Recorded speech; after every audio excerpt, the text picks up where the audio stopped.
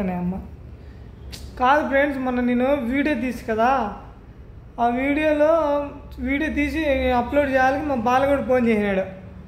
నీ అమ్మ అందరి పేర్లు పిలుస్తావు కానీ నా పేరు పిలిచలే కదరా అంటాడు ఫ్రెండ్స్ వాడు.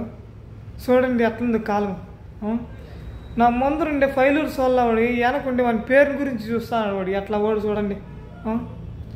మళ్ళీ నేను లవ్ ఫెయిల్యూర్ అయిపోయింటే వీడు మా ఏమంత కూడా ఎక్కాలో వాడు పార్టీ రా నువ్వు లవ్ ఫెయిల్యూర్ కదరా అంటాడు వాడు. చూడండి నేను ఎంత చులకనైపోయినాను. ఇట్లాంటి బాధలు పడలేకనే ఫ్రెండ్స్ నేను అప్పుడప్పుడు మా ఎక్కువ రూము 1 కిలోమీటర్ దూరం ఉంది. నేను రోడ్డింటి నడుచుకొని పోతా అంట ఇట్లా మొంటి రోడ్లో. అప్పటికి పెద్ద పెద్ద లారీలు వస్తాయి. ఆ లారీల కింద తల పెట్టుకొని చచ్చిపోతాము అనిపిస్తుంది ఫ్రెండ్స్. ఏంది అట్లా అయిపోయింది నా కర్మాలు.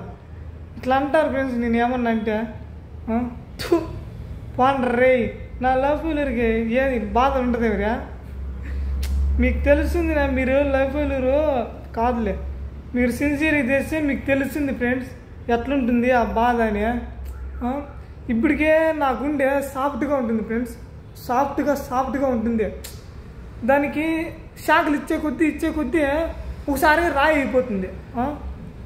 ఏం చేయదు. అప్పటికి నేను ఎవరు చెప్పుకో అట్లా రాయి అయిపోయినా నేను. యాటికి కదలకుండా ఏమీ మాట్లాడకుండా ఏం చేద్దాం ఫ్రెండ్స్. ఇట్లే ఇంక నా బతుకులో. Boy friends.